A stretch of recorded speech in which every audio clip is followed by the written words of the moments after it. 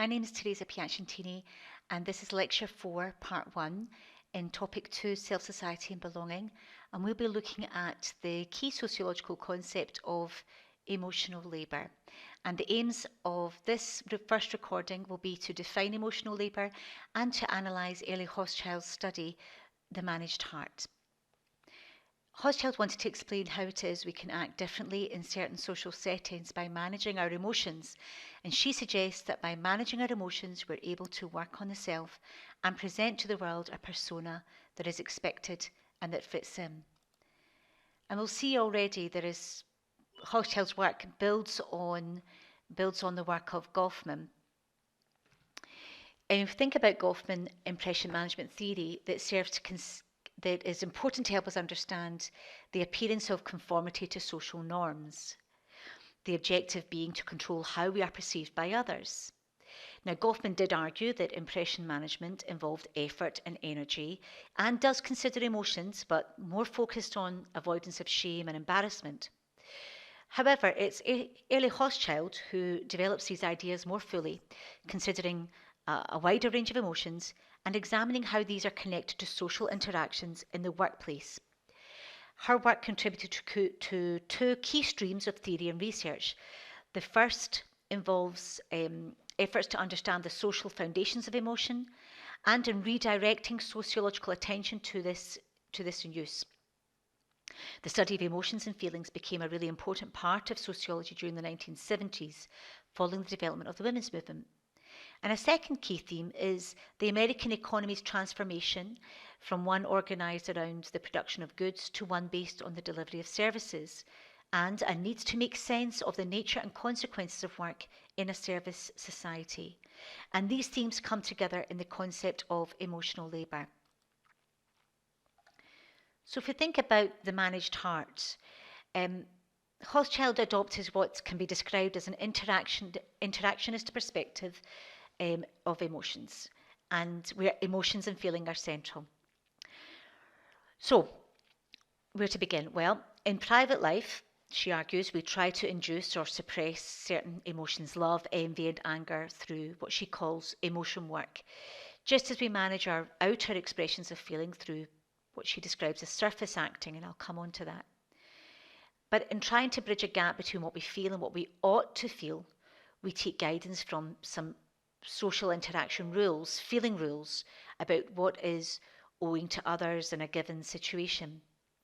And based on our private mutual understandings of these rules of interaction, we make exchanges of our emotions. We bow to each other, she argues, not simply from the waist, but from the heart.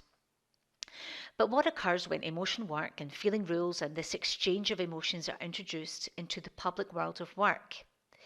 In search of an answer to this, Early Hochschild closely examined two groups of public contact workers. She looked at flight attendants and bill collectors in the managed heart.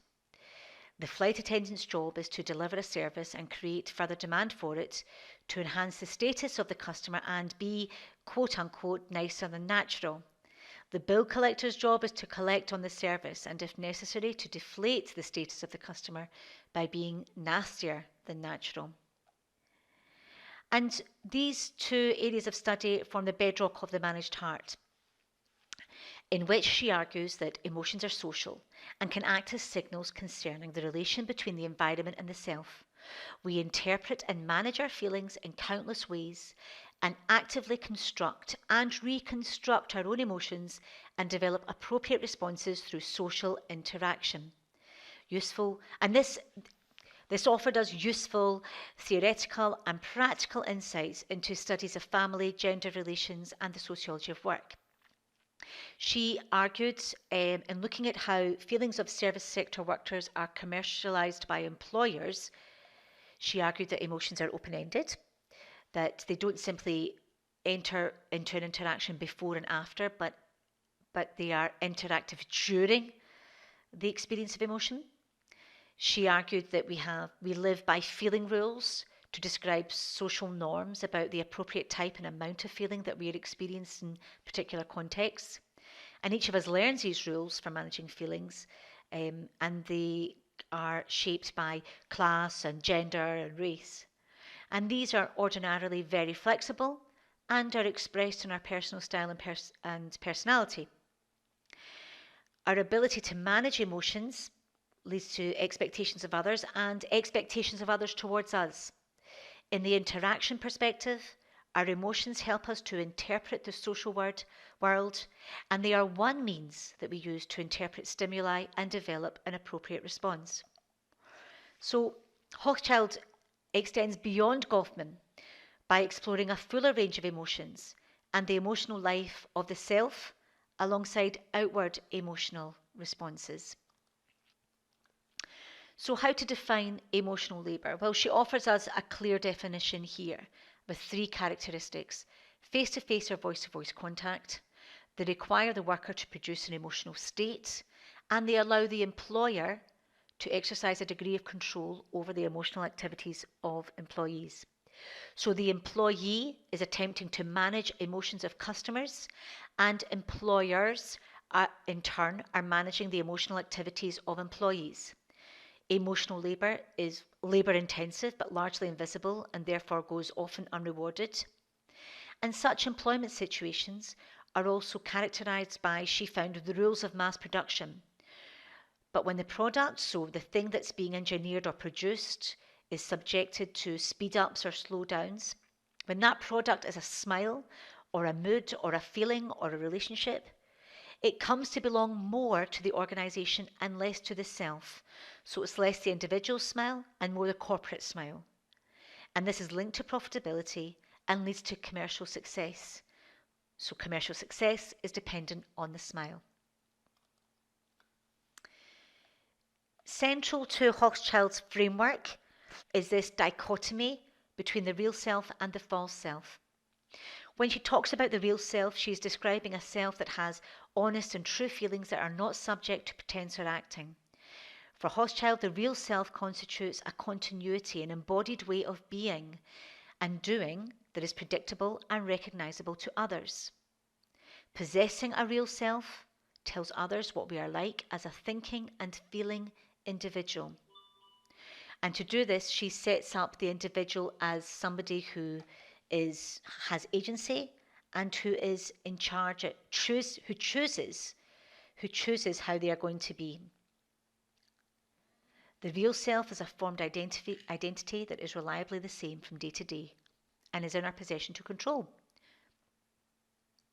She contrasts this with the false self, which creates illusions and make-believe that in turn fool the real self, a disbelieved, unclaimed self.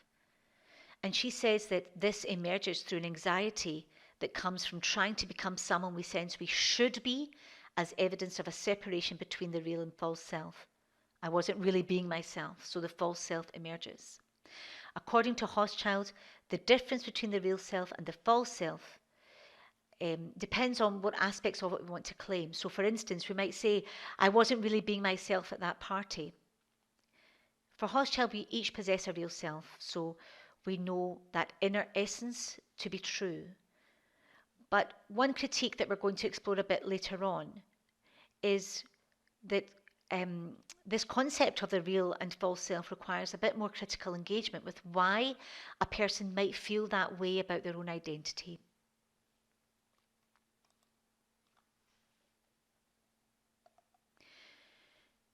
It's more than the presentation of self. Right? It's about the commodification of emotions, and this is really very important. Emotional work in the private sphere has a use value. So, for example, we show love, we show tenderness, affection, and sometimes toughness, and they're useful to maintain and improve family life. Hochschild argues that expressing emotions is always work in the sense that there is an expenditure of human energy. So we need to expend energy to show empathy, to show sympathy, to show trust. But certain emotions can be expressed to the public, and in the service sector, workers are required to provide some expressions as part of the sale or service. And this is where emotion work is commodified. It becomes emotional labour. It has an exchange value. So emotional work has a use value, and emotional labour has an exchange value. And she says that emotional labour is observable in body language and interactions. Emotions can sometimes be sold, and have an exchange value. Like grief and compassion are the emotions that we would expect, say, from a funeral director. We may expect the emotion of nostalgia from someone who's selling us antiques, and we may expect emotions of trust and happiness from greeters at supermarkets. Emotional labour is objectified and guided by commercial directives. Well, how does this happen? Well, it happens from her studies. She evidences this through advertising and training manuals and supervision, and the way this is linked to corporate profit. Companies advertise a sincere smile, and they train workers to produce such a smile, and they supervise the production of the smile, and then forge a link between the smile and profit.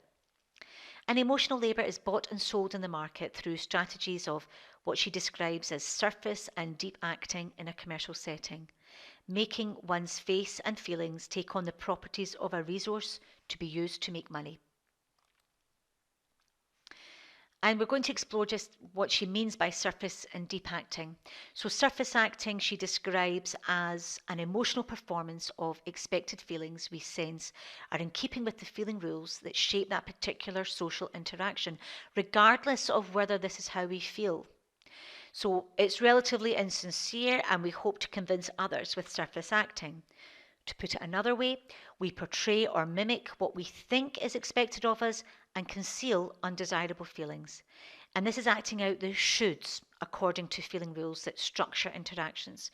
But we're not obliged to internalize these feeling rules as our own.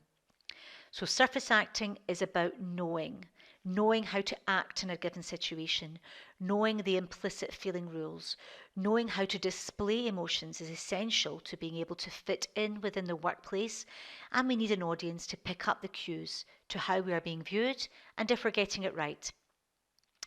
The crux of surface acting is offer a performance that leaves the other person convinced that they have had a meaningful interaction whilst concealing that we are performing at all. Now let's contrast this with deep acting. This involves a person trying to sincerely embody an emotion so that displaying it for the other person is no longer a fake but convincing performance and becomes real. We make a decision, she argues, what it is that we want to feel and then what we must do to induce that feeling. So this is about being authentic to oneself and the other person. Deep acting involves emotional recall of memories of a situation where the individual really felt that emotion. And this memory is revisualized and evoked and attached to the present circumstances to shape the mind and bodily behavior. And I'd like you to pause here and watch the Thompson training video that's set up in the Topic 2 storyboard, which provides a really brilliant example, I think, of this tension between surface acting and deep acting, but also the commodification of emotions for company profit. Hochschild argues that an interesting aspect of her study was the blurring of the private and public sphere, so the blurring of work and home. In her study, she found that the supervisors trained the recruits according to a cabin, the recruits in the airline industry, according to a cabin to home analogy, and to use company language which contained standardized expressions of empathy. So, for example, imagine, act as if the cabin is your home. Act as if a passenger is your personal guest. Act as if the unruly passenger has had a traumatic past. So, invocations to be soothing, to suppress your own anger or fear. And these are forms of emotional labour stipulated in training manuals, in company magazines, and in training sessions. And importantly, keeping your job became dependent on displays of emotional labour.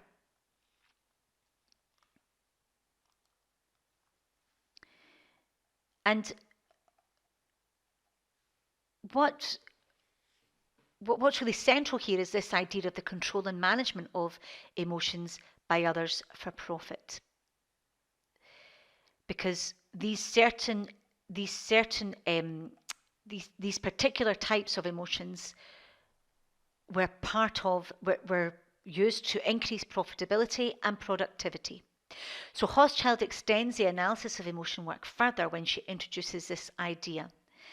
And this happens when institutions and various elements of acting are taken away from the individual and replaced by institutional mechanisms. So replaced by the handbooks, replaced by the training guides, replaced by the training videos, and in an ever sophisticated way. So they suggest to employees how to imagine and thus how to feel.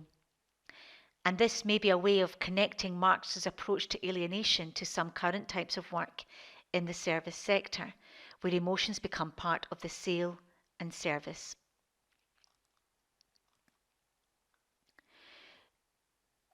Hochschild identified 3 changes in the emotional life of workers that take place, and she calls this transmutation. Once such forms of emotional labour are instilled in the employee through training and working, these changes occur, and the private sphere of feelings transforms, she argues, into a package of emotions that is consumed by the customer as a commodified service interaction. The process has the effect of alienating frontline workers from their emotional work. Managers take control, formal ownership and control from workers of the form, the timing, the giving and withdrawal of emotions and moods and their display. So she talks about the first change as emotion work. There is no longer a private act, but this becomes a public act.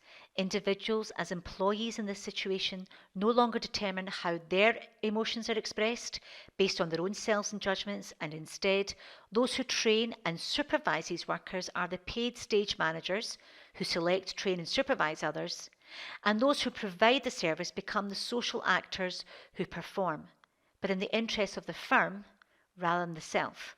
And we can see that this is an extension of Goffman's dramaturgical perspective. She talks about the change in feeling rules. So in commercial settings, feeling rules are no longer simply matters of personal discretion, but they're negotiated with another person in private and spelled out publicly in the training manuals and programs.